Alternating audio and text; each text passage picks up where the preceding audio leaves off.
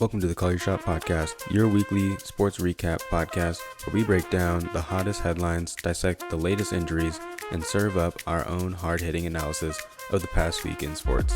But that's not all. We're not just here to talk about the past, we're here to predict the future as well. On the Call Your Shot podcast, we boldly predict the outcomes of the upcoming week's games. This is the Call Your Shot podcast with your hosts, Alix Harris and Drew Moore. Today's episode, we're going to get into Thursday Night Football from a couple weeks ago, first game of Week 7, recap a few of the games that happened in Week 6, as we now no longer have any undefeated teams in the league, give an updated power rankings on who we each currently have as the top 5 teams in the NFL, and finishing with our Call Your Prop and Call Your Shot segments for all you betting folks out there. So getting started with Thursday Night Football, we had Jags versus Saints. It's not looking too good for the Saints, Drew. The Jags ended up beating the Saints 31-24. Derek Carr did not look good, and keep waiting for this offense to start clicking because we feel like they have the weapons and the pieces, but it still hasn't accumulated up until this point. The Jaguars have been looking good. They're 5-2 to start the season now. They have some big wins against the Bills like last week, and now they have a win against the Saints. Trevor Lawrence looked solid. It seemed like they don't really have to necessarily work completely through him. They have a pretty balanced offense. You have ETN being able to rush the ball, and then they have a lot of good pass catchers. People thought Calvin Ridley was going to be the clear number one target, and it seems that Christian Kirk may be the number one, but they can go to him, they can go to Calvin, they can go to ETN out the backfield, they can go to the tight end Evan Ingram. So I feel like they have a really balanced offense. So Drew, what were your overall thoughts on the game, and do you have any expectations for your Saints going forward? Derek Carr kind of got a little hurt, banged up in the game. I'm not sure. Good. He said good. Put Jameis in there. Literally anybody else. This season. Okay. Let me back up here. Mm-hmm. Going into the season, yeah, we had both of us had them projected to win the South and win double-digit wins, at least double-digit games. Yeah. Because the schedule that they had was basically just like a cupcake schedule. They should have been able to walk through the division and had no problems at all, especially with the caliber of talent that they have on the team. Didn't have been a problem. And then you have Derek Carr, who at one point in time was in the running for MVP a few years back. Mm-hmm. And then also, we have a back. Like I said before, Jameis isn't all that bad. Like he's not the best, but he's not terrible One either. Of the better backups in the league, probably. Yeah. And I mean, anybody that can give you 30 touchdowns is gonna at least keep you in the game. He's also gonna keep the other team in the game, but at least he's gonna keep you in the game. And right now we're seeing Derek Carr, Mr. Charlie Checkdown, and he just every seems like every pass is just dropping it off to Kamara. What is it, 12 receptions that he had? Mm-hmm. Like, this is ridiculous. When you have Chris Olave, it in the box score, it might say that he had whatever, like 15 targets or whatever it was. Yeah. No, that's impossible because those targets that they were throwing to him were not actually ever catchable. Especially the one where, Olave quit on the route or whatever, but at the same time, the ball was like 50 yards out of bounds. Like nobody would have. Yeah, and I don't know, it's ridiculous. I got a couple stats over here for you. So in that game that we had on Thursday night, the Saints were 3 of 18 on third down, and then they were 0-10 on third down when the yardage to gain was 5 yards or more. That cannot happen in this day and age in the NFL. One thing that separates the elite teams from the mediocre teams and then the piss poor teams like the Saints are right now is being able to convert on third down, or at least making it third and manageable and allowing your team to have a shorter yards to gain in that situation. The Saints have not been in those kind of situations, and it's really showing up right now because each time you think that they're moving the ball now and moving it, and then the drive stalls because it's like 3rd and 8, and then you run like some ridiculous play and it ends up not going anywhere because Dennis Allen also is not a very good coach. Mm-hmm. So, I don't know. There's a lot of turmoil right now on the Saints offense. You got Derek Carr yelling at other people, trying to spread around the blame, blaming the offensive coordinator, blaming the coaches, blaming all the other players. This man needs to look in the mirror and actually realize what's that Taylor Swift song? Okay. It's He me, said me I'm hi. the problem, it's me. Like literally, like it is him. He is the problem. Not. I mean, don't get me wrong. Like the other players also need to play hard every single snap, but at the same time, it's hard to play hard every single snap when you're not taking chances down the field and you're not being consistent with the play calls and you're not scheming the players open. And so every route that they run, there's just a receiver or there's a DB that's standing right next to that receiver inside their pocket. And so I don't know. I can go Definitely. on for days about this, but Definitely has just been a check down monster. I think Alvin Kamara through 4 games since he's come back has 35 receptions. And it has been crazy. And yeah, people thought that with Derek Carr, and so did I, with the addition of Derek Carr, the Saints would be a very good offense. And I'm still waiting for it. I really still think they have the pieces and the capability. It just has not looked good. So up until this point, their best win this season has been against the Titans from week 1, where they got a 15 to 16 point win.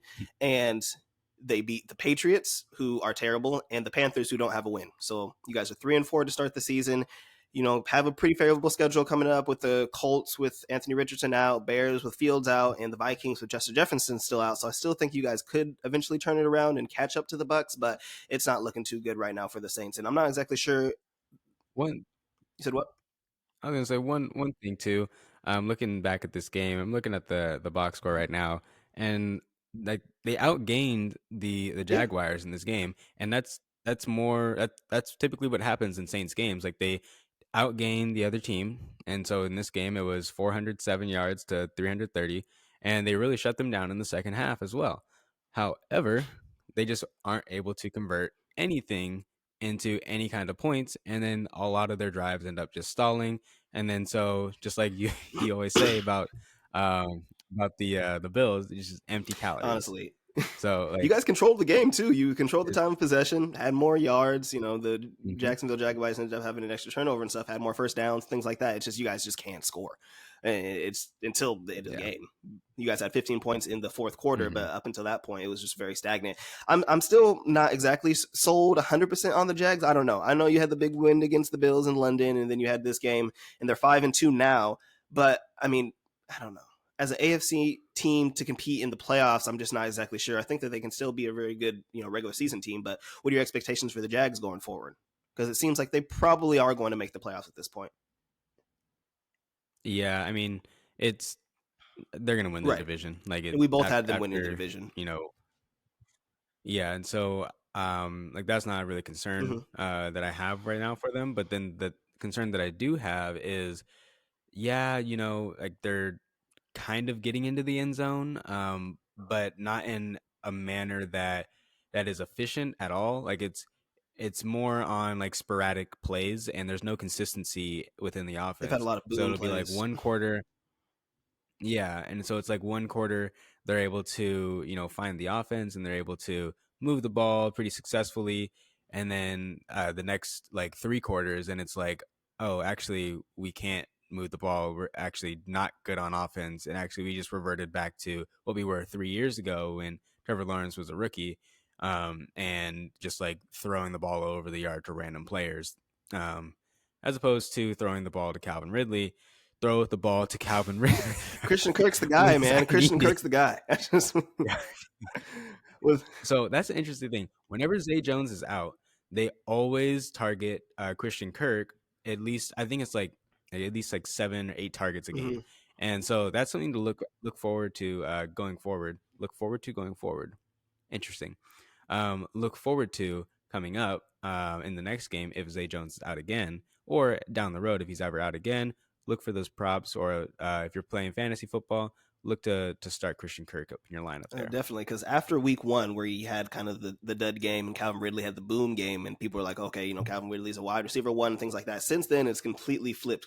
Christian Kirk hasn't had less than 6 targets a game, and he's averaged 8 targets a game over the past 6 weeks, and has honestly been very consistent for fantasy. So that's been interesting. He kind of had like you said, kind of like a boom play. Ended up being a pass that he caught over the middle from Trevor Lawrence. He ended up the Saints, y'all just couldn't tackle nobody. He just ended up running up the sideline for like a 35-yard touchdown. So I don't know about that. But I do think the Jacksonville Jaguars are definitely a good team coming up. So we now are going to recap some of the games that we had in week 6. I know you probably have a few that you want to get into. I'm just going to get it out the way now. I'm just going to rip the Band-Aid off. I had the game, the Seahawks versus the Bengals. We didn't end up making the bet, but the Bengals end up beating the Seahawks, and it was just very bad. We were in the red zone 4 times in the second half, and we got 3 points out of it. 1 time was a field goal, 1 time was interception, and 2 times was a turnover on downs, and that was how it was to end the game. And we played pretty well, I think. I think defensively, I think we did what we were supposed to do. We held Jamar Chase to 80 yards, which is what I was talking about last week. And, Joe Mixon hasn't been able to do that much, but we were able to stifle him as well. And we just could not score. We just could not score. We got to the red zone. We just completely stagnant, especially in the second half. So what were your thoughts on that game, Drew? And do you now feel confident in saying that the Bengals are completely back and can potentially beat the Ravens to win the division? And what are your expectations for the Seahawks going forward? I think we're going to be fine. Have the Cardinals this week, get back game, I think we'll be all right. But I definitely think that was a game that we let get away. And especially now with the 49ers that they lost, we would have been basically tied within the division. So that would have been a very big game for us. So that was very disappointing for me. Yeah. So this game, it was more of the same of the bad Bengals team that we saw early on in the season, to where they weren't able to consistently have drives ending in any kind of real production. I I meant to give it out as a play for us with Jamar Chase over on everything, because Seahawks players were talking talking nonsense to him and everything. We played him But at decently. the same time, I mean, is that decently? I mean, if he's coming off of like 200 yards and 3 touchdowns, I said that we weren't going to hold him. I Okay. said we weren't going to hold him to 50 yards, but if we could hold him to like 80 yards, and that's literally exactly what we held him to. 6 receptions on 13 targets, Yeah. I mean, again, that might be more of a product similar to Derek Carr, where a lot of those balls weren't all that catchable. But going into the team stats here, this was a similar thing that we saw with the Saints, where we saw that teams weren't able to, or the team wasn't able to consistently finish drives. And like you said, they were in the red zone 4 times in the second half, and they were only able to get 3 points. So in terms of red zone production, if they can just even turn that around a little bit and have like, a field goal every time, even 12 just one points. touchdown, Like, come on, anything. yeah, or even that, yeah, like that just makes a huge difference. And then also with time of possession as well, 34 minutes to 25, or basically 26 minutes right there. And then you go down a little further and look at the yardage, 384 yards to 214 Yeah, yards. we should have easily won this game. I'm sorry. Yeah, this was definitely a game that the Seahawks let get away. And then, I mean, the interceptions by Geno also didn't help either. But I don't know. I think that seeing this Bengals team, they're not the Bengals team that we all thought were going to come in here and compete for the division and maybe even the Super Bowl. So I don't really see. Like last week, if you would ask me, well, you did, and I was looking at their odds at plus 400, and I thought it looked pretty good. But now after this week, I'm like, oh shit, I don't really know about all that. But as far as the Seahawks go, they definitely do have a shot at, I don't know about at the division, because I still we'll be a think wild that card more than the likely. 49ers, yeah, you'll get the number 2 spot uh, in the division, and then you'll make the playoffs and everything too. Probably win about 10 games or so. And then, this week too sets up really nicely for you guys, because I pulled this stat. And so last week, for the first time all year, the Seahawks had their day 1 starters, which is great for them, right? Mm-hmm. This is going to be good for them going forward. So, DK's we banged talked up. about the struggles that yeah, that's true. We talked about the struggles that the Seahawks had in the red zone, right?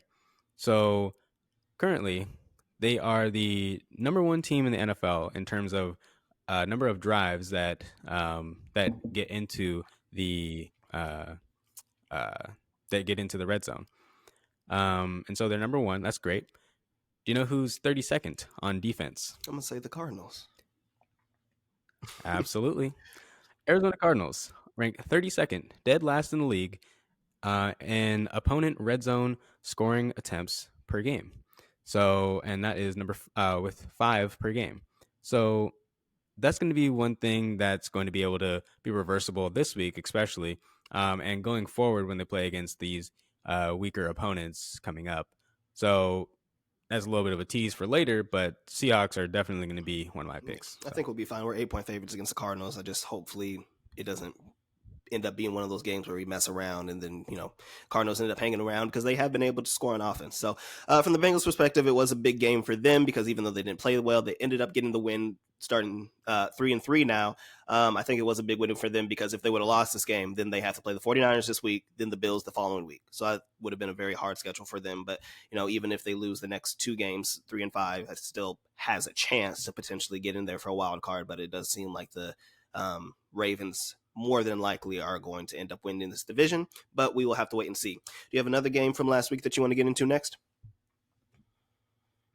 Yeah, this game's kind of gross, but I kind of want to cover it. The Commanders against the Falcons. So this is another one of those games where the Falcons had 402 yards against the Commanders' 193 yards, and they ended up losing the game. In part, well, not in part, solely, not solely. That's not fair. Mostly because of Desmond Ritter's play towards the end of the game, where he had 3 turnovers that cost his team a collective 40% in implied win probability. So now, to be fair, Bijan Robinson also did not play that well. Teams are just honing in on And him, though, because they know nobody, that Desmond Ridder can't throw the ball. So he's just been very inefficient because they're literally just stacking the box against him. yeah. And so this is back-to-back games though that Desmond Ritter's had 300 passing yards, and people have been asking for him to pass more, and he has, and he's been throwing for 300 yards, which is great. And they're getting more and more people involved in the offense, and we're finally seeing Kyle Pitts get some receptions and Drake London get some Drake London's been receptions. pretty good. Yeah, but the problem is it's still Desmond Ritter, and he still makes these bad mistakes every so often that end up costing the team the game. But then, like you were saying, they stack the box because what they really want to do is run the ball. But they everybody and their mom knows that they want to use Bijan and have him just run it every time, or even Tyler Algier, and they keep on stacking the box against them, which is allowing them to throw the ball, but it's also not a winning mentality or not a winning way for this offense because you don't want Desmond Ritter throwing the ball 40 plus times a game. Exactly. That's not how 47 you're gonna attempts. win. That's crazy. Yeah, like you don't. That's not how you win with him at the reins of the offense right there. How you do win with him is maybe 30 pass attempts or so, maybe 27, and trying to get Bijan out in space more often, more screen passes, and keep running the plays that you are for Kyle Pitts and with Jonnu Smith and Drake London and company, because those plays have actually been working pretty well. Um, Another teaser for one of my picks down the road as well, because I don't think that all of these turnovers that he's having in a short period of time are sustainable going forward. So I think there's going to be some positive regression for him, especially going against a very weakened defense in the Giants. So they're not the Giants, the Bucks. Buccaneers. Yeah. Sorry.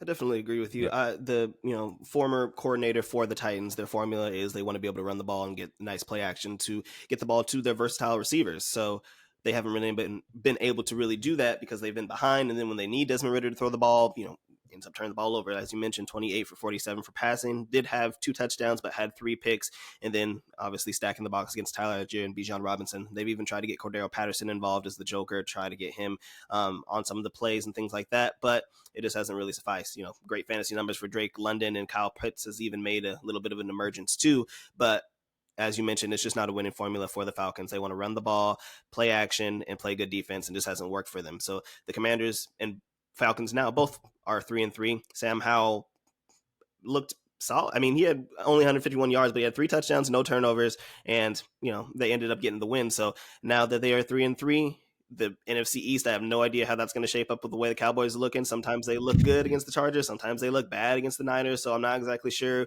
which way they're going. I still don't think that the Commanders are going to make the playoffs. They're probably just going to be a solid team that could be, a hard game for a lot of teams coming up, but I don't really have high expectations for them. I do think that the Falcons eventually maybe could turn things around, and now the way that their division's looking with the Bucks and with the Saints, it's anything's possible. Still, they're still 3-3, and they do.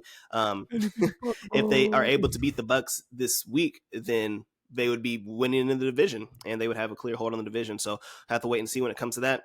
Moving on, as we mentioned earlier, there are now no longer any undefeated teams in the league. So I think we're going to get into the 49ers versus the Browns next. So the 49ers did end up losing to the Browns last week, 17-19. It was the first game that Brock Purdy lost where he started and finished the game. It was a rain game. It was a home game for the Browns, who stat wise have been a historical defense and arguably the best defense in the league so far. Um, Brock Purdy seemed to struggle a lot, had some interceptions and turnovers. The 49ers finally had the injury bug that's been hitting them the past 5 years. It finally hit very hard this week. Had injuries to Trent Williams, Christian McCaffrey, and Deebo Samuel. The Browns were without Deshaun Watson again, but what's the backup quarterback's name? PJ Walker. PJ Walker, PJ Walker, you know, XFL legit Hall former of Famer. XFL guy. He did have 2 interceptions, but overall was able to move the ball and they were able to rush the ball. I think that was the big thing. They had 160 yards rushing, so overall they were able to take care of the ball and basically play solid defense and lean on their defense, which ended up working for them. Won the time of possession battle, which is something that the 49ers have usually always won against their opponents, and ultimately were able to get the win. Even though Brock Purdy didn't play that well, he did go on a potential game-winning drive at the end of the game to kick a field goal. I think it was only like a 40-yarder, a little bit higher than that, but Moody unfortunately missed the field goal right, and the Browns ended up with the walk-off win. So what were your thoughts on the game, Drew? The Browns could possibly be a contender in the division, but I'm still not exactly sure, but I'm not really concerned about the 49ers, but what were your thoughts? I mean, I don't think anybody saw this coming at all. If you like, Even with the yeah, Browns maybe like defense. there were some people that, yeah, I mean, there were some people that were saying like, okay, 9 points is a little bit The too much, or cover. 10 points, whatever the spread was. Yeah, like that was a little too much, especially with it being a low total and a lot of wind in the forecast and rain and stuff like that too. So that makes sense. But for them to win Yeah. outright against this team Yeah. with PJ Walker at the helm, like, come on. No, like this was definitely a game, and it wasn't even like, oh, like the 49ers completely outgained them or anything like that and should have won the game and had like some mistakes. No, like it was literally like the PJ Walker towards the end of the game actually had like some of the best throws that you will see No, the Browns deserve to him win this game. ever They won throw. the game. They didn't give it away, but yeah. Yeah. And I mean, I think at the end of the game too, it was a lot of PJ Walker saying, "F it, where is Amari Cooper? Throw it to him. I don't care." And then just having him make a Mhm. play. And I mean, ultimately, that's not a bad idea to just throw it up to your best player and have them make plays, because that's what they're in the game to do, and that's what they're known to do. Like that's what I've been saying about Devontae Adams. I don't care if he has a one arm, like I said last week. Throw him the ball. He Anyways, made a statement this week talking about his but yeah, frustration. yeah, I made a statement last week talking about my I frustration. agree with you. I don't even have him. It's like I don't He's even on have my him in any team. of I my have him on leagues. fantasy. It's annoying. Yeah, but yeah, no, like Brock Purdy finally, came down to earth a little bit, and in part it was, you know what, maybe the Browns are the '85 Bears. You know what, maybe that's the case too. But also, I think this is a lot to do with the wind that we had, and like I said before, the rain as well.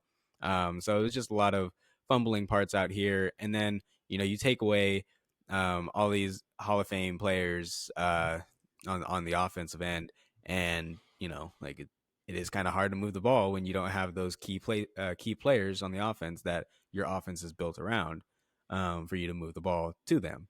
Now that being said, going forward, if those players are still out for an extended period of time, now that they're going to have some time to scheme up a plan and be able to draw up some plays with other players, we all know that the 49ers offense is just plug and play Yeah. for the most part. So I'm not concerned about them at all. Even though, like, I mean, you can't really replace Christian McCaffrey, but you sure as hell can run through any of the gaps that they're able to create.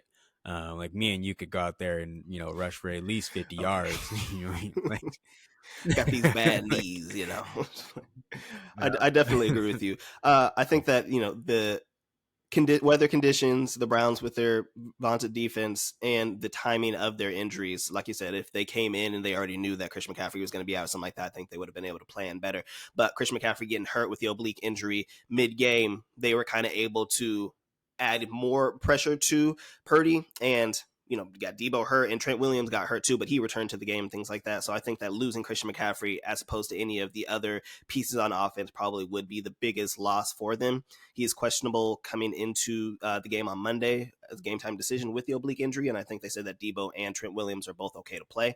But I definitely agree with you. I'm not too concerned. Elijah Mitchell has proven, he's coming back, and he has proven when he is healthy, he can be a very formidable running back as well. And you also additionally have Jordan Mason, who is their other running back. So still think the 49ers are going to be fine. Think they're probably going to win on Monday. The Browns going forward, what is their schedule looking like? So they now go against the Colts, then they go against Seahawks, Cardinals, and Ravens. So more than likely probably 2-2. So we'll have to see with the Browns. I think they could potentially make some noise. And if Deshaun Watson comes back and he wants to, be anything close to just a little bit of what he was in Texas, like I don't even need like 80%, 50% of that or something like that. So if PJ Walker can win this game, we actually have a solid quarterback in Deshaun Watson, and he's shown little flashes, but overall he's been pretty bad. And I don't know if it was just, still shaking off the rust. He had the shoulder injury, and I don't know how it's going to be when he returns from that. I don't know. He just seems like he just completely lost it at this point. So we'll have to wait and see when it comes to the Browns. So moving on, we do have the other undefeated team that got beat. We have the Eagles versus the Jets. Jalen Hurts had 3 turnovers in this game, and it was a defensive game for the Jets. Zach Wilson has looked better. His stats aren't that great, but the main thing is he has not turned over the ball. So he has given his defense an opportunity to put them in good positions, and they've leaned on the run game, and Zach Wilson is taking care of the ball, and that's been the formula for them to win. These honestly look good the past 3 weeks. You arguably could have beaten the Chiefs, and then you win the last 2 games against the Broncos and against the Eagles, which is a very big win. The Eagles offense has not looked great all year, hasn't looked as good as last year. And we both talked about, they're winning the games, but it just doesn't look as good as it did last year. And I think that this is probably the loss that they needed in order to, kind of look in the mirror and turn things around. So hopefully they are able to recover from this. Yeah, Jalen Hurts, 280 yards, 3 interceptions, 1 touchdown. Couldn't really get the running game going with only 80 yards. A.J. Brown had another big game, but ultimately they just weren't able to capitalize and move the ball, only 14 points overall. So what were your thoughts on this game, Drew? And do you have any hope for the Jets going forward now that they have, 3 solid games in the books? Okay, so first things first. Aaron Rodgers, stop Right. it. You are not coming back and playing. Like no boot, no nothing, Yeah. Said he can come back in week 12 potentially. Yeah, no, stop it. That's ridiculous. I mean, if he does, he's going to end his career. I don't know who these doctors are that are like allowing him to do all this. Like, I'm sorry. Like, well, okay, so like being that far out and being able to walk, he's walking in shoes without a boot. He's really literally wearing these really cushioned shoes that are basically the same thing as a boot. But it just essentially is what it is.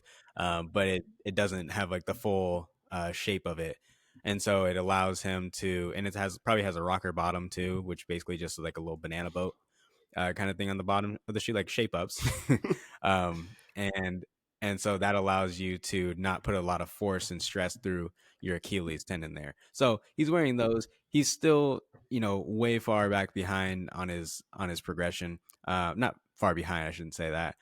He's still progressing in the same manner as anybody else would progress.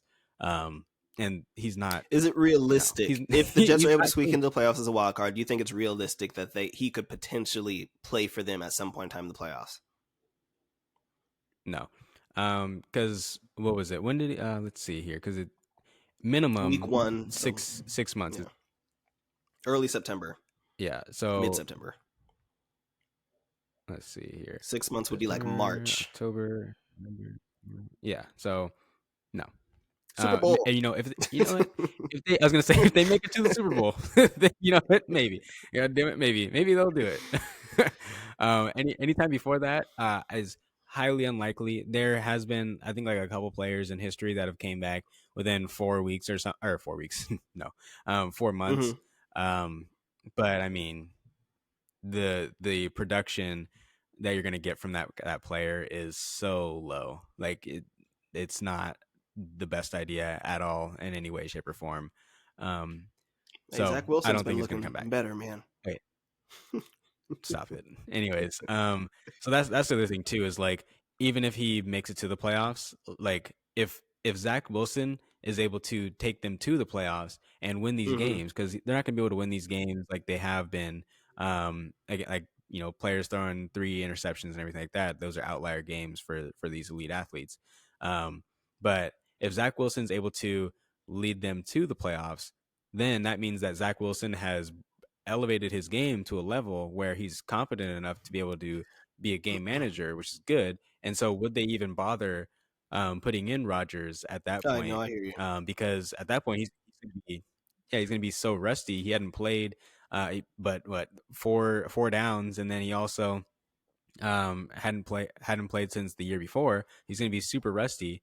And the last time we saw him, it wasn't looking all that great either. So I don't even know, but I mean, then again, like a 20% of Hall of Fame Aaron Rodgers Probably is better than Zach. better than 100% I mean, Zach I mean, Wilson. like So. it may be like a little bit of the wounded tiger thing. So like these good teams, underestimate the Jets, and they do have a good defense, so they're able to, stop other teams, run the ball, and things like that. As long as Zach Wilson doesn't turn over the ball and throw 3 interceptions, they honestly have three of the most impressive games, honestly, of the season. I think so. You beat the Bills, Mhm. week one without Aaron Rodgers and Zach Wilson, ends up winning that game. Josh Allen does throw 4 picks and all that kind of stuff. But then you have a game against the Chiefs where you're basically one stop away from being able to go on a game winning drive or, game tying drive because they're down by 3. And then you have a win against the Eagles. So you have a win against the Eagles, the Bills, and a very close loss against the Chiefs. But when they Yeah, play, it was one of those things too where it's like I was gonna say it's one of those things too where, like, if they because this was going into the game or going into the season, it was known that they're gonna have one of the hardest Mhm. schedules coming in.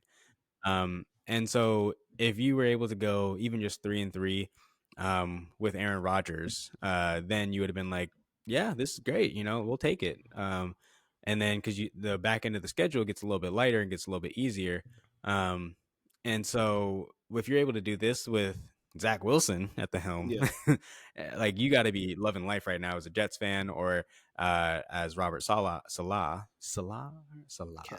Yeah. my coach of the year. It was my coach of the year um, again. Oh, I think he's like so 5-1. Lions, Dan Campbell. It's fine. or whatever. Between This the might two be of them, honestly more I was impressive just if saying. like they can beat the Giants and they'll go 4-3 to start the season after everything that's happened with them. Mhm. Like, I mean, that's Yeah, impressive. I'm not gonna lie. just saying. Saying. Just take care of the You know what it Giants. is. You Just know take what it care of the is. Giants, Anyway, Drew. Your Bills gonna you know, do it. Maybe the Jets can. yeah. You You can't win guys them won. all. You guys won. You guys won. But yeah, so uh, going into the game, um, the the I don't know why the Eagles are passing the ball Yeah, they don't have an late in the identity. game when, yeah, I mean, It should be run the running the. I ball. mean, it What are you should be doing? running The the ball, game's but they're just over. like, nah, 80 yards. Like as if Hurts hadn't already thrown two interceptions already that game, Hmm. and the interception that he threw was just a terrible pass in Well, yeah, general. they shouldn't have been throwing it. Run the Period. Yeah, ball. literally. Like, oh my DeAndre god, Swift has I looked had good money in this that year, game. and they gave him 10 carries this game for 18 yards. And basically, they're like, oh, it didn't work the first 2 times, or the last drive. We're just going to pass the ball when we should just be icing the game to Mhm. close out. But Yeah, and I mean, granted, it was 3rd and 10, and right before the 2 minute or 2 minute. 2 minute warning. Why can't I think? There we go. Thank you.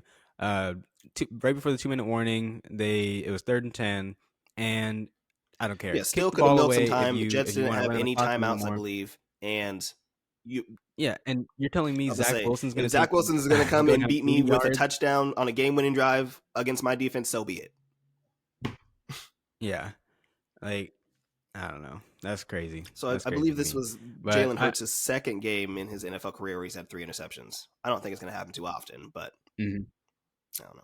No, yeah, this really hurt his MVP campaign as well. And this is really interesting too, is that a lot of the front runners for MVP are, well, other than Yeah, Tua, and um, Mahomes. a lot of the Well, no, I mean he well, I struggled this mean, year too, honestly. Mahomes, yeah, exactly. So it's been kind of weird trying to see who's going to come away with this MVP. It's going to be Tua if he's able to keep up this level of Yeah, if he stays competition healthy, or it'll level of probably be Tua. production. Yeah, but also a dark horse, Jared Goff, low key been kind of Yeah, nice. he has Not not gonna gotten lie. much respect at Um, all. I think in the top MVP rankings right now, I think he's like maybe ninth or 10th. So you still have like people like Trevor Lawrence and Brock Purdy ahead of him. And like I said, he had the overtime loss against the Seahawks, but what has he not done? yeah, like exactly. Other than that game right there, he's looked very sharp. And per Pro Football Focus, he's currently second in ratings for quarterbacks right now. So, and he's only in second by zero point 0.3 points. So he's right up there with Tua. And I know not to discredit Tua at all, because he's making pinpoint accurate passes as well. But to be fair, the passes that he's making are like 10-yard in routes, and then like Tyreek Hill just runs 600 yards down the field Yeah, and I'd say at like Almiron's 600 good, but he's miles not per like hour. Tyreek Hill and Jalen Waddle with all these like 60-yard yak touchdowns. So Yeah, exactly. And there's been a couple games too where Amon Ra isn't even in the game, and he's throwing to like second tier wide receivers, versus you have the fastest players in the NFL. You can throw screen passes and then get hella yards. You can throw like just a go route and then just throw it to a spot and then they'll just run down to it. literally. So again, not to discredit Tua or anything, but I feel like the body of work that Jared Goff has been putting up is more impressive than what Tua has been putting up. So Currently ranked 8th in the MVP odds, just ahead of Christian McCaffrey, Justin Herbert, and Dak Prescott. So what is Dak Prescott doing? Oh my god, hey man, they're 4-2. that's So you're, crazy. your team still has a chance. You're only one game back in the division, Drew. That's what I mean though, is like personally, I took a piece of that of Jared Goff MVP earlier this week because of where he was at in those company of people versus where he should be. So yeah, Yep, I hear you. that's what I really got from this Eagles game. Even though we kind of went off the rails on that Eagle game. But Did you have? yeah, I have one Eagles will more. be fine. I have one more game I Jets want to get maybe into. not so much. But do you have one that you wanted Okay, to cover? nah, go for it. Lastly, we do have Cowboys versus Chargers. Monday Night Football. The Cowboys had a bounce back win against the You gotta do all Chargers. Dak Prescott looked better, much better than he did the week prior against the 49ers. Had 272 yards, 1 touchdown. No interceptions was a big thing. Cowboys ran for a little under 100 yards. The I don't know. The Chargers, they're just so confusing. Every single year we come in and everybody has the high expectations for them as potentially dethroning the Chiefs in the AFC West and all the weapons that they have with Justin Herbert, Austin Eckler, Keenan Allen. And even though, Mike Williams is in and out of the lineup all the time, but, still has a great receiving core. And Justin Herbert can make every single throw and is a potential MVP candidate every year. It just never comes together. They fall to 2-3. This was the first game back with Austin Eckler, who they used a lot. So he had 14 carries, and then they had a good 4 receptions as well. But they just weren't able to move the ball and score either. Justin Herbert had 2 touchdowns earlier and 1 interception, but ultimately they did fall to the Cowboys. So overall, what were your thoughts on this game, Drew? And, are you ready to, jump back on your Cowboys? You said you completely jumped off the cliff last week. Does this ease some of your concerns? I think the Chargers are still a good team. It just, Nope. I don't know what's going on with the Chargers. They just haven't, that they need a new coaching change, honestly. So head coaching change. I think the offense is Yeah. Kellen Moore, and this was a revenge game for Kellen Moore, and the offense did not look that great. Mm-hmm. So offense coordinator for the Chargers. It's So yeah. Well, it's also Brandon Staley. Like him and his decisions on some of the things that they do. Like this is why because I really wanted to choose the Chargers to win this game. I Yeah, this really is a did. stay away game for both of us. And yeah, but this was the exact scenario where the Chargers always find a way to lose the game, no matter what it is. It's just like the Vikings; they'll always find a way to lose the game, especially in these close primetime games. You can never count on them to show up in these games. Justin Herbert, a lot of blame can be put on him, but I don't think it's all. I mean, yeah, it's on him, but also it's more so on the play calling and also the coaching as well. He had some bad missed because throws this game. He had a couple bad ones. Yeah, true, but also, why aren't you scheming plays for Quentin Johnson? like what The rookie? Who's you that? have this behemoth of a yeah, exactly. You have this behemoth of a man, and like you're not using him at all, and he's supposed to Mike be Williams' the replacement for Mike he's Williams. gone, right? Or he's hurt right now. And So you're not using. Yeah, exactly. This is like the perfect time to use them. You came off of a bye where you're okay. Now we're going to implement the rookie a little bit more, but you haven't used him, and then you wonder why you can't throw the ball to anybody else, and there's nobody else open except for Keenan Allen because somehow he's always open, and so I don't know. If your offense is going to be, let's throw it to our 35-year-old wide receiver. okay. I mean, you 30, see how it's working 31. for Carolina.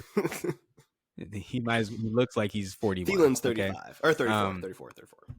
Yeah, no, that man has a foot in the grave. Hey man, he's eating. But yeah, no, okay, but yeah, so I don't know. I think that the Chargers, they every year they always have a chance and they always have a great team on paper, but then when it comes down to it, they can never perform when they actually need to, and the coaching always lets them down, calling stupid plays and going for it when they shouldn't go for it, and not going for it when they should go for it, and then running down the clock and then not being able to kick field goals, and I don't know, it's ridiculous, honestly, and kind of frustrating. One of our friends, Casey, he's a lifelong Chargers fan, and I feel bad for him because he's had to watch all this every year, and he always has high hopes for them, and it never ends up turning out good. So, my man, I am sorry that you have to experience this all the time. Yeah, like I said, we've talked about it in this episode or this podcast, but like I still don't understand how Brandon Staley still has a job. Like I don't understand. Yeah. That giving up that comeback win to the Jags when you were up like 24 points and starting this season off what are they now? They're 2-3. I think they said that Justin Herbert, since he's come into the league, the Chargers have the most one score losses in the NFL, and it's tough. Yeah. It is really tough for the Chargers, and I don't really see things changing too much for them coming up. They play the Chiefs this week, then they play the Bears and Jets, then they play the Lions. So, I think going 2-2 would honestly be good for them in that situation, but I guess so. Moving on, we're going to get into our power rankings. Each of us have a list for our top 5 teams currently in the NFL after the past 6 weeks. So you want to get started first here, Drew, or you want me to go? Go for it. So let's see what you got. Coming in number 1, I still think that they are the best team in the NFL. Still think they're the most talented, even though they got the loss to the Browns. I have number 1, the 49ers. Still think that it's been confirmed that there hasn't been any major injuries to the players. Deebo Samuel and Trent Williams have all both been cleared to go, and Christian McCaffrey is a game time decision. Missed yesterday's practice and the day before, but said to keep the game plan as if he was going to play. So we'll have to see with that. But even without him, I still think that with Mason, with Elijah Mitchell, I still think they're going to be fine. So I do have the 49ers number 1. Number 2 is going to be the Chiefs. I think that after the loss to the Lions, which, there was a lot of problems. Chris Jones was out, Travis Kelce was out, and they still only lost by 1. And since then, even though their offense hasn't looked as great as it had in the past, their defense is the best that Patrick Mahomes has ever had and has kept them in a lot of games. And I think that we are slowly but surely starting to see the emergence of Rashee Rice, who, I may or may not have a player prop on later today. And then Travis Kelce is who Travis Kelce is. And their running game, Isaiah Pacheco, they actually have a good, formidable running back that they're able to lean on, especially when they do have leads and their defense is able to hold people. So they're going to be in my number 2. Number 3, still going to be the Eagles. It was not pretty against the Jets, and I understand that, but I do think the offense is eventually going to get it together, and they may, look in the mirror and be like, oh, okay, we probably should be running the ball. I understand that throwing to A.J. Brown for 150 yards for like the past 4 weeks is nice for stats and things like that, but I think their identity is running the ball and playing solid defense. So I think that they're going to get back on the right track this week. They're going to be number 3. Number 4, we both talked about it, is going to have to be the Lions. I think that other than the Seahawks loss, which honestly was still a good game for Jared Goff, he did have the 1 pick 6, but he still played pretty well. I think he had 2 or 3 touchdowns, over 300 passing yards again. And even though they're going to be without David Montgomery, we do have who's the rookie running back coming back this week? Jahmyr Gibbs. We do have Jahmyr Gibbs coming back, who's a versatile back, and maybe he'll get the volume that we've been waiting for now that David Montgomery is out. Even though Gibbs, I don't know if they're going to, I think he might be on kind of like a little bit of a cap because he's still coming off the hamstring injury. But I think Jared Goff has been very disrespected this season so far, and he's honestly been great. They are now 5-1, and they're going to have to be my number 4. And number 5, it was a toss-up between your Bills and Dolphins, but I'm still going to go with the Dolphins. I think that they had the one bad loss to the Bills, but other than that, Tua has looked great. Tyreek Hill has looked great. And Jalen Waddle has been incorporated more and more into the offense. Starting off early in the season, he had the concussions and things like that. So they weren't necessarily using him. But now they're kind of starting to spread the ball around even more. And I think they're, completely dangerous. Even though the defense is still a major question mark for them, I think that they're just still going to be able to outscore teams. The Bills I would have at number 6. I think they've had some bad losses to the Jets and to the Jags, and the game against the Giants, we didn't really get into it today. It wasn't pretty. You almost lost to Tyrod Taylor, and it wasn't good. And honestly, that should have been a pass interference. He's solid. That should have been a pass interference call. They're out here holding Darren Waller for, I think they're on the 3-yard line. It was their last play of the game, and they, throw it to their best player, and they didn't get a call. So they still end up sneaking out with a win, but they would probably be my number 6, and number 7 would probably be the Cowboys, whatever. But that would be my top 5. 49ers, Chiefs, Eagles, Lions, Dolphins. I mean, I don't think it's a bad list.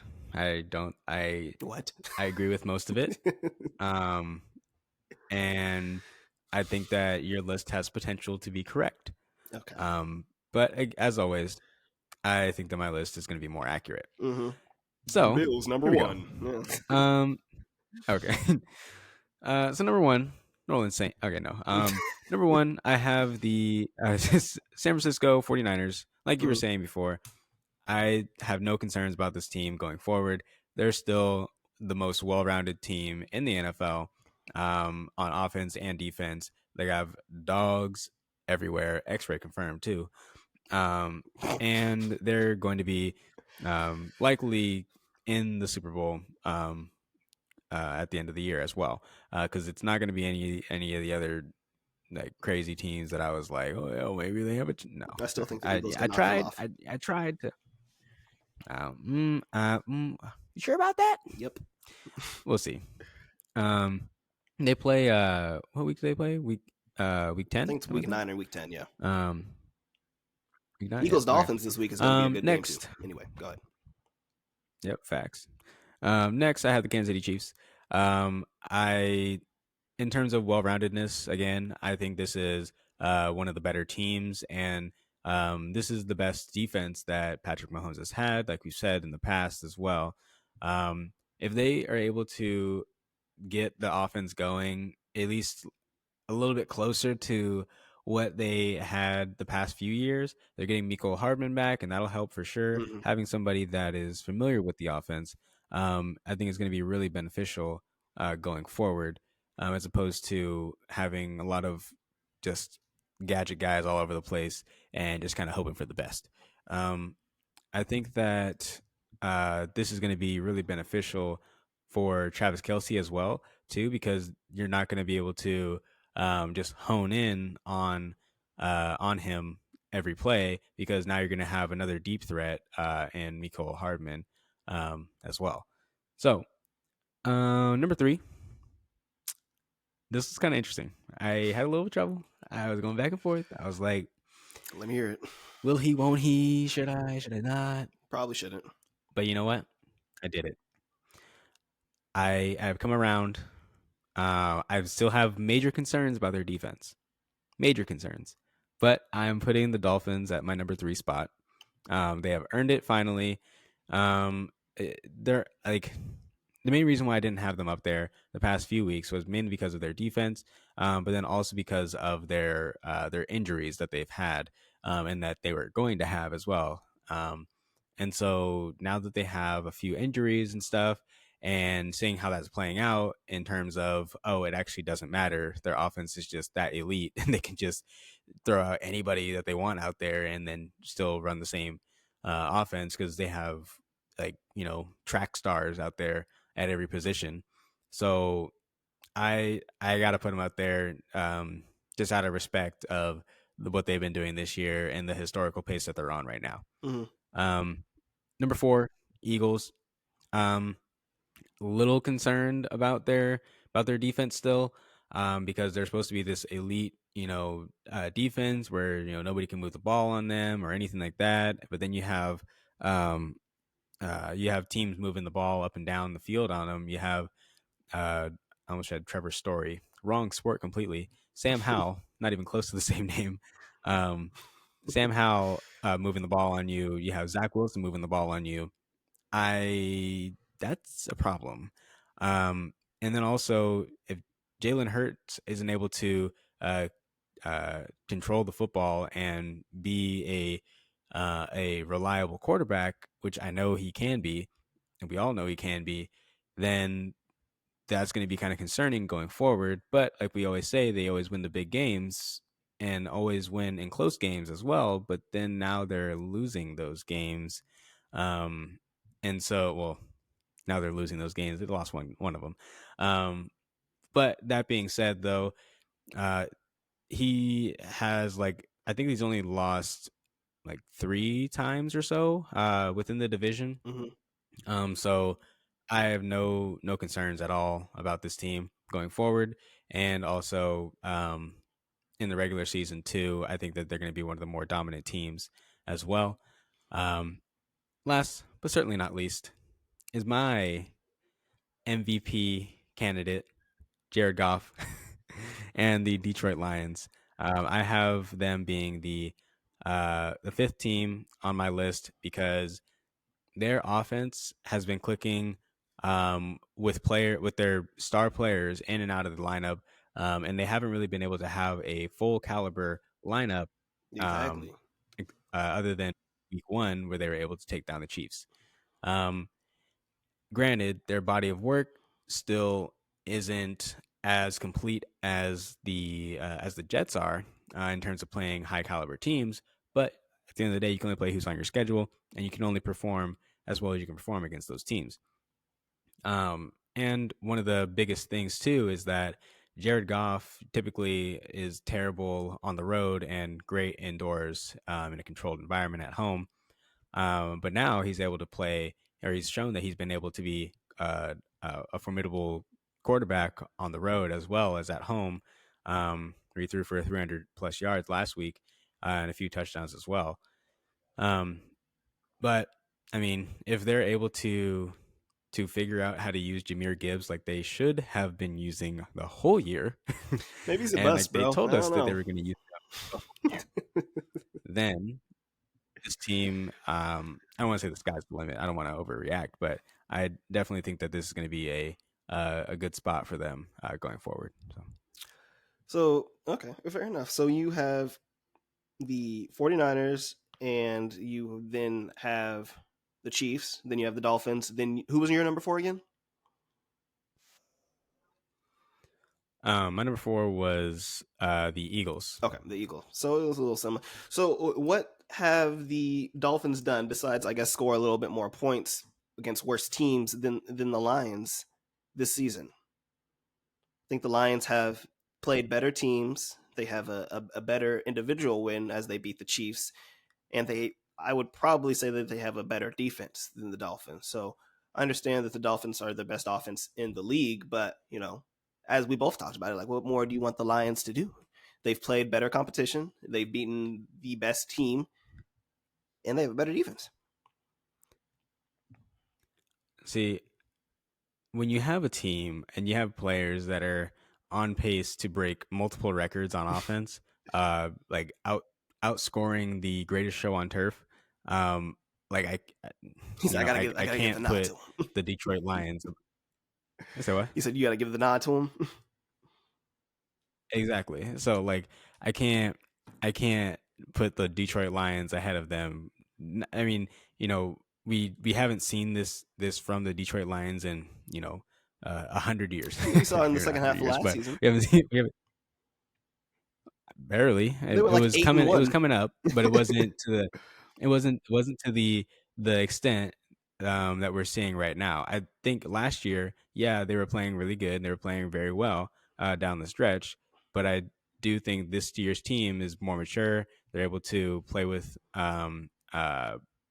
more deliberance, if that makes sense. Like Mm-hmm. they know what they're supposed to do, as opposed to last year they were just kind of balling out Yeah, and they're not more really like underdogs didn't now. really have any real direction. Now they're more of the hunter. That's fair enough.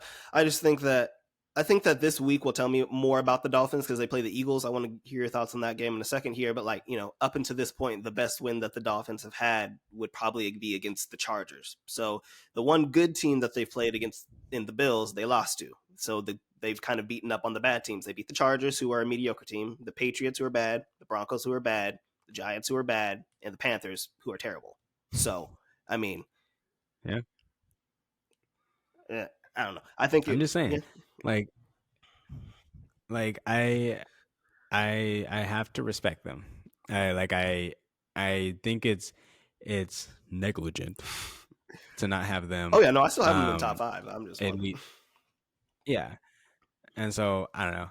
I think that the like two is literally like on pace to destroy the passing yards record, and Tyreek Hill is on record or on pace to destroy the receiving yard record. And So I Raheem mean, Mostert's on pace to destroy the like, rushing yards and touchdown record. The yeah, lanes are so exactly. So I open mean, for like him you because have they're so yeah, versatile as an offense. Like they're like literally wide open. He's like, okay, let me just run 22 miles an hour up the sideline. You got the loss of Devon A-Chain, but yeah, we'll see. And I think Jeff Wilson Jr. is coming yeah, back and this like week, if not next. yeah, I hope he does. I hope he's the number one running back because I need him in my fantasy league. But yeah, no, like we saw kind of what happened against the Bills. The Bills are an elite defense when they're healthy. Sure about that? I just When they're want. not healthy, you see what's yeah. When they're not healthy, you see what happens, and they've fallen off a cliff because now like their three best defensive players are all out. That's the So problem. I don't know if they're going to be healthy, it's fully healthy that's anytime soon. yeah, exactly. And so that's why I had to drop him out of my top five finally. I'm proud of you, Drew. I'm um, very proud of you. and so yeah, it took a lot. It wasn't easy. Shed a um, tear, said a prayer. Bills Mafia, stand up. you know. But yeah, no, the uh, like if the Bills would have had like a healthy defense going forward, like without a doubt, I wouldn't have any concerns about them because that last game would have also not have happened at all. Mm. Um, and the last two games, I should say, would not have happened. And it's also concerning that their offense is as stagnant as it is right now, too. And so Stephon I don't Diggs or know. bust. It's yeah, pretty much. It's pretty concerning. But I think going forward that it's still going to be their division to win or to lose. But I don't know. We'll see what happens going forward with that. Definitely agree. Moving on to our player props and call your shot. But I don't know if this is one of your call your shot games. But what are your thoughts on the Dolphins Eagles game matchup this week? Probably the game of the week and one that I'm most excited to see. Philadelphia is favored by 2.5, which is Yep. basically a pick 'em because So I think the Eagles are at this is home. one of those. Yeah. So this is one of those games where I probably gonna stay away, honestly. On my Same. model, it has as a stay away game, so I'm gonna stay away. You're gonna listen to it. um, and gladly, I'll gladly just watch it. um, but one thing that I will do is take the under on this game because there's supposed to be some pretty high winds coming into this game. I think it's like 20 miles an hour or something crazy. But the total's up at like 51. Which makes sense for these two high caliber offenses. However, the whenever it comes to the wind, 15 miles an hour is typically like that threshold that you want to play the under. Some people take it all the way down to 10 miles an hour. I don't. I'd rather have the higher amount of wind and take the under on that. But you know, each their own. Um, but in terms of the matchup overall, my model has the slight edge going to the Dolphins. However, I'm scared. It has a so, slight so which edge to is the why I'm Dolphins, staying but away. you wouldn't still take the Dolphins plus 2.5. No, because I'm scared. I don't want that. Like, like, if the Eagles would have been coming off of a win against the Jets yesterday, or yeah, jeez, I'm all over the Mm, place. Let me start over. If the Eagles would have been coming off of a win against the Jets last mhm. week, then I would have been more inclined to take the Dolphins this week as a buy low spot on the uh or sell high spot more so than it would be a buy low spot on the Dolphins. Yes, but it Um, probably would have been a little bitter. Mostly because yeah, I don't want to take I don't want to go against the Eagles off of a loss. That's a losing strategy right there. Hmm. So I think it's going to be a good game. I do think that the 2.5 is really enticing.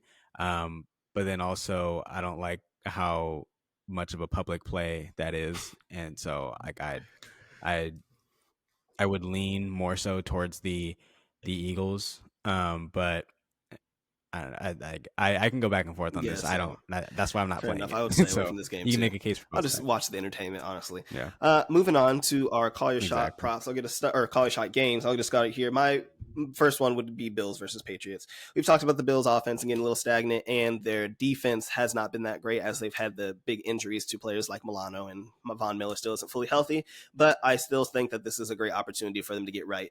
It is a home game for the Patriots, and the Bills are favored by 7.5, so just over a touchdown. I'd be completely comfortable taking that, as the Patriots have been absolutely terrible.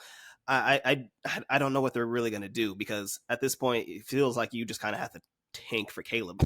But Mac Jones still hasn't looked all that great. Every week it seems like reporters are asking more and more, are we going to see Bailey Zappi? Are you going to make a change at quarterback? And Bill Belichick's kind of held strong with Mac Jones, but it just seems like we're losing confidence every single week. They have not been able to move the ball at all, and their defense has not been nearly anything close to the vaunted defenses that we've seen from Bill Belichick. Even when they've had bad offenses in the past, or even the past couple years, they still had a solid defense, because that has been Bill Belichick's trademark, but it hasn't looked that great. So I think it'll be a get right game for the Bills, and I would take them probably. Well, yeah, I'll do them 7.5, but I would definitely take that. Why don't you never mind. I was gonna say why don't you play like an alternate 10, play the I was over gonna say like 10 or something like on that. the I still think, like, for yeah I like, was we've gonna say had games like, so you had like the Chiefs versus the Bears, we've had the Cowboys against the Cardinals, even though the Cowboys lost, and those were all like 13 and above. So for this one to only be 7.5 is a little surprising. I understand the Bills haven't looked that great over the past couple of weeks, but still, like, still 4-2, still have Josh Allen, they still have a healthy offense, and still have the ability to be very versatile.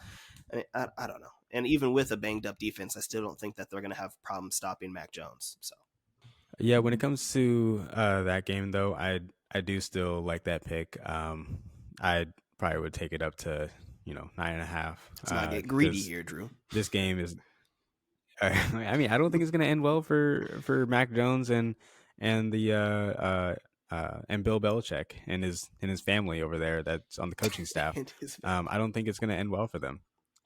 So and this is one of those games too. So going into this season, or I shouldn't say going into the season, going into this week, a lot of the games have been going under on the totals, which might seem a little strange, but looking back, it's actually on the same pace as the previous years.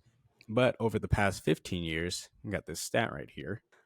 Through 6 weeks and a game, there is a 15-year high for field goals kicked and a 15-year low for red zone drives converted into touchdowns. And this is ultimately what's resulting in these lower scoring games, is because a lot of the teams are opting to, uh, kick field goals, kick these 50-yard field goals, or if they get down close enough, they're just going to go for it on fourth down as opposed to kicking the field goals.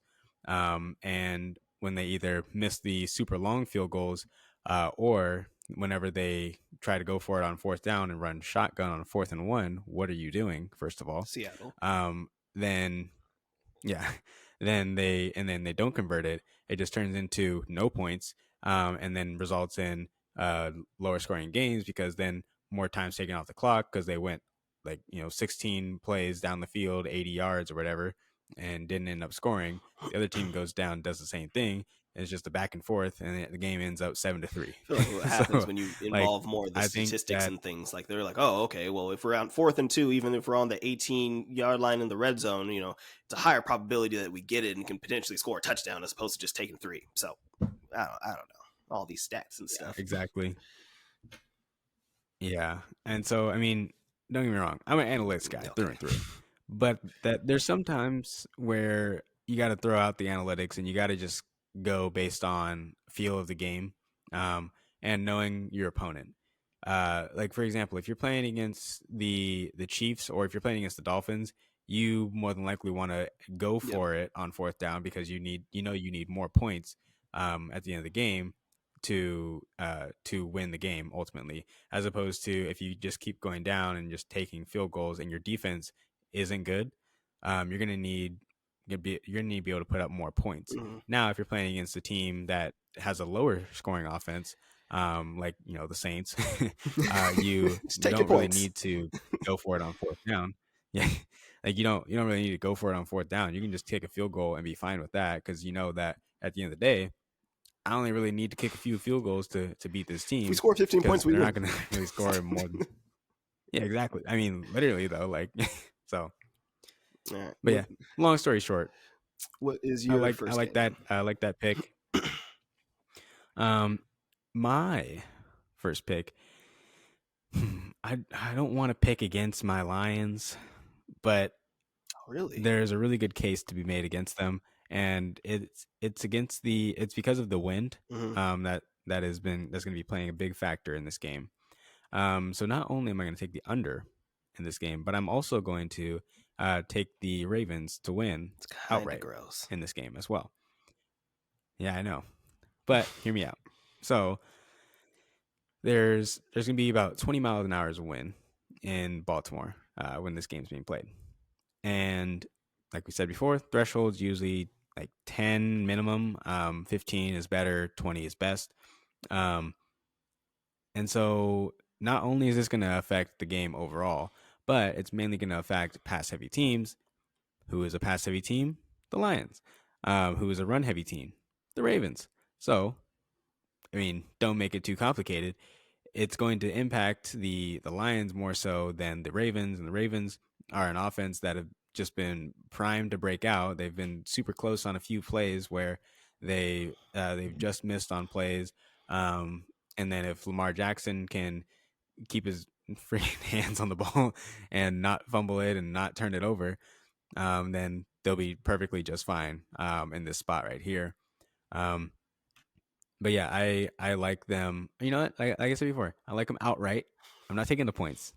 I like them outright. Oh, okay. So, Confidence. and then along with that, I'm going to take the under as well in this game. So. Fair enough. I don't hate that pick after hearing a little bit more of your explanation. I would stay away. I'm kind of concerned. Plus, I like the Lions better. But um, on paper, you're definitely right. It does sound like more of a game for the Ravens. They are at home, and with the wind and the weather, it would go more towards the Ravens, who are a much better rushing uh, offense, especially with David Montgomery out, compared to the Lions, who are a pass heavy offense. I do think that the Lions have the ability to, run the ball to a degree and, can throw the short and intermediate passes, potentially have Amon Ra or, the running back out the backfield. But I do agree with you. I think that does favor Baltimore. I'm just scared of that game overall, so I'm probably just gonna stay away from it.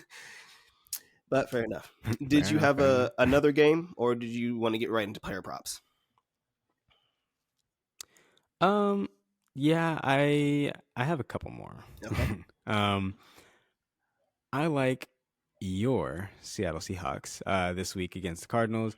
I already gave that stat away where it was NFL team opponent red zone scoring attempts per game.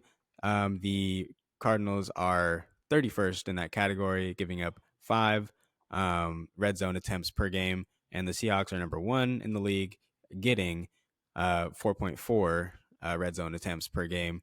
And I think this is one of those games where the script kind of flips for the Seahawks, where now that their defense is fully healthy for the first time in a while, and their offense is finally implementing Jackson Smith and Jigba. DK's hurt, but I feel like he's going to be fine going forward. He's still going to play. Kenneth Walker, dog. And I think this is going to be a great game for the Seahawks to bounce back after a tough loss. 7.5 or 8, whatever it is right now, is pretty steep. But like I said last week with the uh, uh, with the uh, with the Rams, don't overthink it. Take them to win the Yeah, I game. mean, I hope you're right. I have full confidence that we're going to win the game. It's just whenever we get into these interdivision games with the spread being that high, it concerns me because we like to mess around and do stupid stuff every once in a while.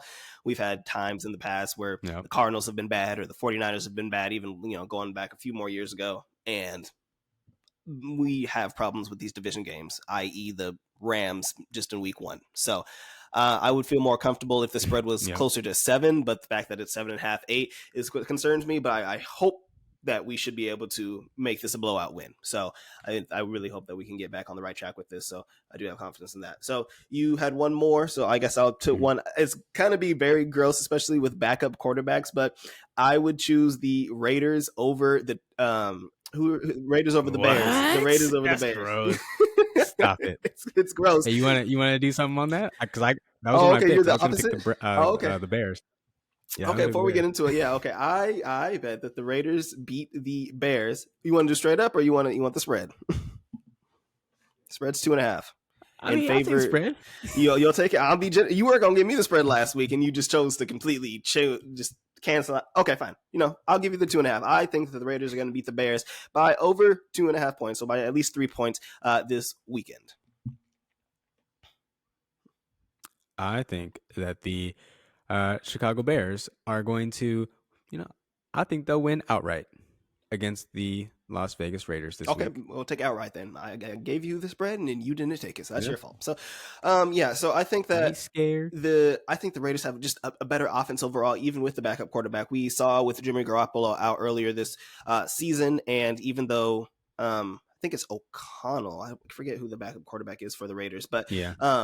he actually played very well. He played against the Chargers, and even though they lost by a touchdown, he was able to move the ball pretty well and actually targeted Devontae Adams. So that may be something good for you, Drew, or good for me for my fantasy team.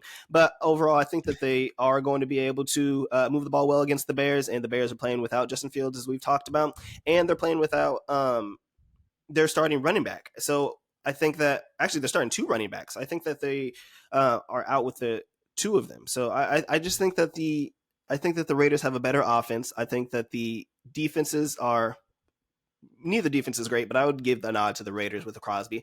So overall, I just think that the Raiders should be able to squeak out this game. I have them for winning by 3 points, so I'll take it straight up. But what were your reasons for the Bears? No Justin Fields, no Herbert, no Roshan Johnson. It's fine. Okay. Don't need him. Yep. You're just going to give DJ Moore out the backfield. Just actually, I think Roshan's questionable. I think yeah, I think he's good to go actually. Okay. Well, they said Foreman was going to be the main guard, but yeah, go ahead. Yeah, so main thing here, Raiders have scored more than 19 points just once all season, and that was against the Patriots when they scored 21 points. And that was only because they got a safety against Mac Jones. Mm-hmm. So, and like if we're talking about overall offensive production, if they can't move the ball with Jimmy Garoppolo and healthy players on their offense, what makes you think that they're going to be able to move the ball against? And that was against and playing against inept offenses and or sorry, inept defenses in the very first game of the season when I had the Denver Broncos to beat them, and they ended up losing by one. Still mad about it. Um, but now we know that the Denver Broncos are historically bad, giving up. I think it's like it's either 67 or 76% completion rate, and that's literally the worst ever in the history of the NFL. Um, that's what the Denver Broncos are giving up, and yet the Raiders couldn't even score 20 points against them. So I think that shout out to D2 schools out there around the world, Central Washington, and also wherever this dude's from, somewhere in like I don't know North Dakota or something. And so Tyson begin I think Badgett, that whatever he'll his be able name to get is. the job done. Yeah.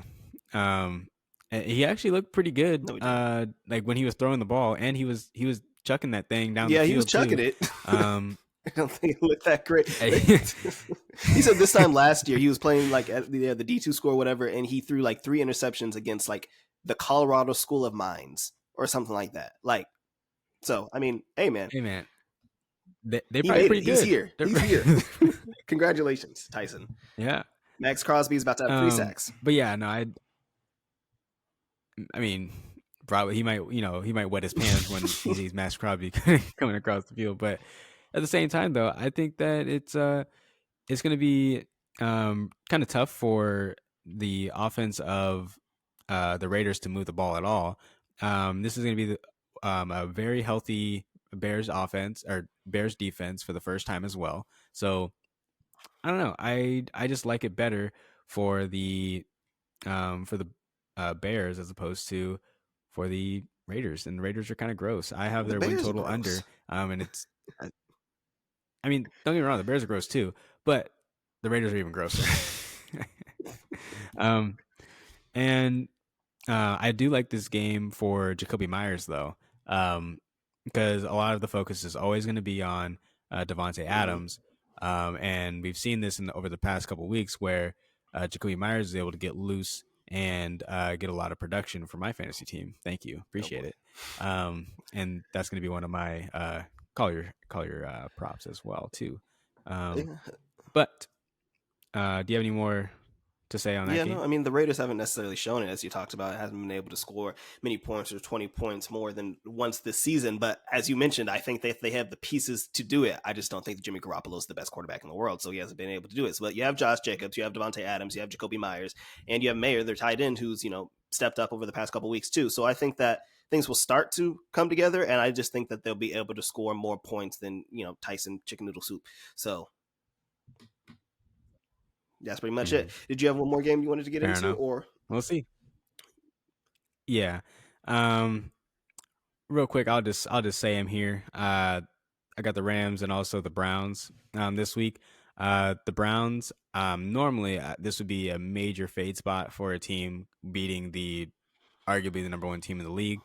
Um, however, I like them to win again this week because they're playing against Gardner Gardner Minshew we Minshew, trust? and yeah, and so I gave you guys a stat a while back, a few weeks back, where it was like Gardner Minshew is like 1-12 or whatever straight up in the last games that he started, and of course, we played against him, and that was the this his second win that he had, and then I was too scared to play him the next game against the Jaguars, but regression always comes back to the mean, and I should have known that that is who he really is. Yep. So this week we are playing against them. Deshaun Watson's supposed to be back, allegedly. Who knows what's happening with that situation? But even if it's PJ Walker and company, I still trust them to just gash them on the ground, and as well as through the air. This is going to be, I don't think, a very good spot for this Colts offense right now, especially going against apparently the 85 Bears in the Cleveland Browns. Yeah. So I think that this is going to be a good spot for the Browns this week. And then also with the Rams that I also like this week, um, similar to what we were seeing, or to what I was saying last week. But this week is against the Steelers, and it never really goes well for the Steelers when they're traveling to the West Coast. Yeah, all these stats about Mike Tomlin and da da Their da defense has da, all been these eaten. things. Their offense is Their horrible. defense has been Okay, eaten. their offense is trash. Like Have the return of Deontay Johnson, they're but now Pat Fryermuth is on whew, IR. So I mean, their no, offense hasn't been winning them these games, regardless. So we'll have to see with that. yeah. So, where are we at here? Like I was giving the stats last week with Kenny Pickett being like one of the bottom tier quarterbacks in the league, still bottom tier, but yet somehow he always finds Pickens just streaking down the field. Gets a late game touchdown in And there I'm like, somewhere. why? Yeah, and so like it's literally one pass that he has the whole game, and it comes in spurts of games. So like maybe not this last game, but maybe in 2 games he'll do the same thing where Pickens will have like a 70-yard touchdown just randomly because of like just terrible defense being played. So that being said, if it happened last week, sure as hell ain't gonna happen again this week. So I'm gonna bet against that. I like the Rams to win and cover in this game. So Fair enough. I feel more confident in your Browns pick, but I still think that the Rams are probably going to win this game too. So there we go. Moving on to our player props for you guys that don't think that a few games is enough to bet on. My first one is going to be we talked. Oh, actually, no. My first one's going to be Stephon Diggs. Stephon Diggs over 6.5 receiving receptions. I understand he's playing the Patriots, and we talked about it. Yeah, I think this is going to be a bounce game for the Bills. Bill Belichick always usually specializes in taking away what you do best, which would be passing to Stephon Diggs. But I don't think that they're going to be able to stop him. So I think that he'll be able to easily get 6.5 receptions. He's only had one game this year where he has had under 6.5 receptions, where he had 6 receptions. Other than that, he's had 10, 7, 8, 8, and 10 just last week. So I'm pretty confident in that, and I would choose that for my player prop. What would be your first one? my first one, I kind of alluded to it a little bit earlier. It's going to be Lamar Jackson over 60 rushing yards. Yeah, 60 is a little Yeah, steep. that's steep. The one that you played was 45 and a Yeah, half, and half yard. it landed on 45. I'm like, bro, who's making these? Who's making these? I was mad. I was honestly mad. I died laughing. I'm not gonna lie. It was pretty I funny. was like, bro, really? But yeah, so uh, the defensive coordinator for the Lions, he talked about after the game against the Chiefs that they always have been struggling against quarterbacks that are mobile, and he literally said that he doesn't know how to stop them. And we've seen that over the past 2 years that they haven't been able to really contain any of these mobile quarterbacks. So this is going to be a major weak spot for the Detroit Lions, especially going against a mobile quarterback like Lamar Jackson, who's always a threat to get vertical down the field. And so not only that, there is Pro Football Focus that backs that statement up. So we talked about the Texans last week being the worst team against the run. Do you know who the second worst team is against the run? If I had to take a guess, I'll The probably say Lions. Lions. Yep. Damn straight. You must be a college graduate or something. This guy. And then when it comes to tackling in the NFL, do you know who is the worst tackling team in the NFL? Just you need to guess. Probably a team that's 5-1. Yep, Detroit Lions. The worst rated tackling team per Pro Football Focus. The Detroit Lions are the worst tackling team per Pro Football Focus. Worse than the Raiders, worse than the Giants, worse than the Commanders, worse than the Falcons, worse than the Arizona Cardinals, worse than the New England Hey, Patriots. man, as long as you got Jared Like, Goff, you don't got to worry about that defense. They're even worse than than the Broncos. Like, this is crazy. Anyways, so 60.5. That's gonna be my prop for this week right there. What's the next one you got? Next one I have is going to be something that I also alluded to earlier in the show. It's going to be Rashee Rice. It's going to be Rashee Rice over 35.5 receiving yards. He's coming off a game last week where he had 72 receiving yards off of 4 receptions. Seems like he's starting to get slowly more and more involved in the offense. McCole Harmon is coming back, but I don't think that he's going to play or be that big of a focal point. He probably has a few plays that are similar from years prior, but I think that he's going to be the go-to after Travis Kelce. Playing against the Chargers, I think they're going to have to pass the ball a good amount against the Chargers, who I think are going to be able to put points on the board. So, Patrick Mahomes is going to have to air it out a little bit, and I think that Rashee Rice could continue to establish himself as the go-to number 1 wide receiver. So I think 35.5 yards is fair. It's been kind of weird because he had 72 last week, but then all of the other weeks, it's basically been around 30 to 34 yards.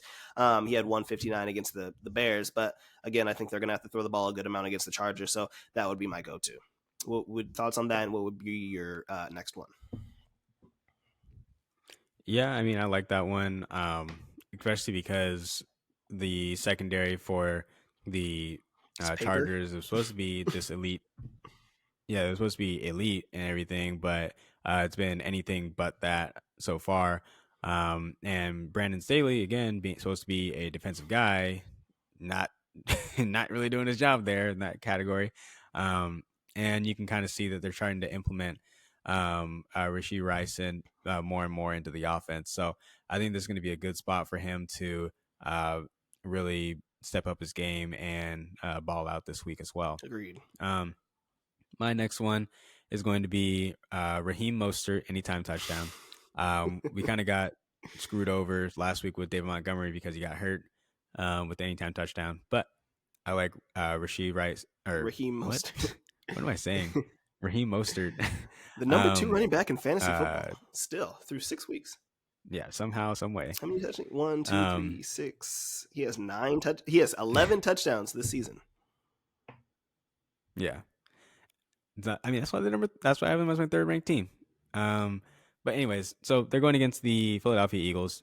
It's supposed to be this, run stopping team, this, rock 'em sock 'em kind of team and everything. Yeah. But they're more susceptible on the ground than they are through the air. So per Pro Football, per Pro Football Focus, the Philadelphia Eagles are currently ranked 19th right now when it comes to playing against the run. And remember that tackling stat that I was alluding to just a little bit ago about how the Lions are the worst in the league? Second worst is, the Raiders. So, it's not good company to be in. Do you know who the 3rd lowest rated tackling Probably team is? Probably another team that's 5-1. Yeah, that's crazy. Yeah, maybe that leads to wins.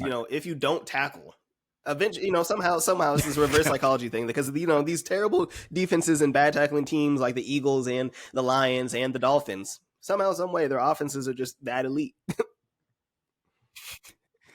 Hey man, maybe, but I mean, the Raiders are also down there, so season's not over. And same with the Giants. Well, okay. Anyways, so point being that they kind of struggle against the run, and I mean, obviously, last week's game didn't really help that case for them, being an elite run stopping defense with Breece Hall running rampant out there against everybody. So I think that if they're able to move the ball on the Philadelphia Eagles, which I know that they can, I think that this sets up pretty well for a Raheem Mostert touchdown at any point throughout the game. So more like based off of my predictions and things like that with the Eagles, I would have them winning this game and I would favor them. But the more and more we talk about the Dolphins, the more and more I want to take the Dolphins in this game. But I'm just not going to take either team overall. But yeah, I definitely hear you. I like that pick overall. Did you have one more, or was that the last one? That's the last one I got. I don't want to get too crazy and wild out here with, like 37. I have 37 picks out here. But also, yeah, so I gotta comment down. In fantasy football, Drew and I are playing each other again in a different league. So This is our second meeting in fantasy football. Also, wait, we didn't make a bet on what we are actually betting on in the Raiders-Bears game. Are we still doing a dinner thing? I'm piling them at this point. I think I should get like a punch coupon or something like that. And you just keep going with it. Okay. Yeah, no, we can do Okay, a we dinner. can do another dinner. I want some Okay. lobster. Did you want to do a bet on our fantasy football matchup as well, or no? Is This is in the cohort league. You ponder on that. Drew's cohort? team is Jared Goff, Bijan Robinson, Jameer Gibbs, Chris Olave, who already played, Keenan Allen, Sam Laporta, Zay Flowers, Raiders defense, interesting, and the Detroit Lions kicker. My team is Jalen Hurts, Rashad White, Josh Jacobs, Tyreek Hill, Devontae Smith, Jonnu Smith, DJ Moore, while the Commanders defense, and Moody for San Francisco kicker. So currently, I am favored to win. Drew had Chris Olave play already, who had 12.7 points. I'm projected to win by 10 right now. Floor.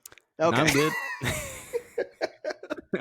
Drew is 3-3 in this league, and I'm 4-2. So like we're both near the top. I think I'm tied for first in the league overall, and then Drew's one game It's back. so dumb. My team should be so much better than what it is. Like my it's team because should be Jameer elite. Gibbs is the best. Like, I already told you. It's terrible. It's so dumb.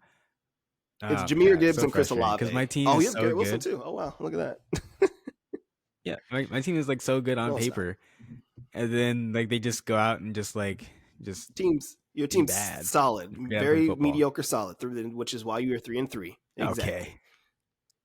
So there we go. Unless you had anything else to get into. Yeah, real quick, just a quick shout out to the Las Vegas Aces getting the job done out there. It was getting a little hairy there for a second with losing that third game, and then also having your top two or not top two because you still got Asia Wilson out there, but two of your starters in going into game 4, and then it didn't look really good, but they got the job Kelsey done. Plum might be my favorite, one of my favorite athletes. She's very funny and entertaining. Yeah, no, she's hilarious. Married to Darren Waller now too. Maybe give she him can some pointers or something. Teach him how to catch. Yeah, it's god damn. Anyways, and then another quick shout out to the Phillies. Now that game and that series is getting a little squirrely as well. They lost last night, and now the series is tied up to 2-2. They play again tonight. I don't know. I'm scared, a little nervous, but I do ultimately still think that they're going to get the job done at the end of the day, and I think that they're going to ultimately win the World Series. And I mean, I can't believe I'm saying this, but shout out to the Houston Astros.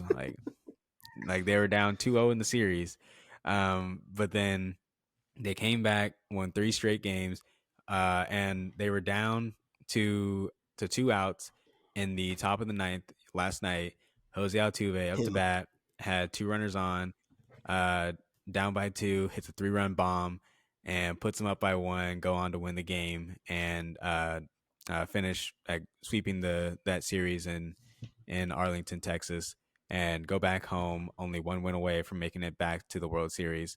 Now I think I might have heard a couple drums playing. Say what you want to say about the Astros, but I mean, they consistently are making it. So yeah. I mean, I guess confidence is there. But yeah, so credit where credit's due. Jose Altuve, dog, X-ray confirmed and everything too. So, yeah, that's all really I got. We're getting closer and closer to the. I think that Ohio State's going to win today. Definitely. We're getting closer and closer to the NBA season, which starts on the Tuesday, October 24th. So next episode, we are going to get a lot into the NBA and giving some predictions, I believe, for what we have for this upcoming NBA season. We've had a lot of action preseason games, seeing Victor Wembanyama, seeing Chet Holmgren, Scoot.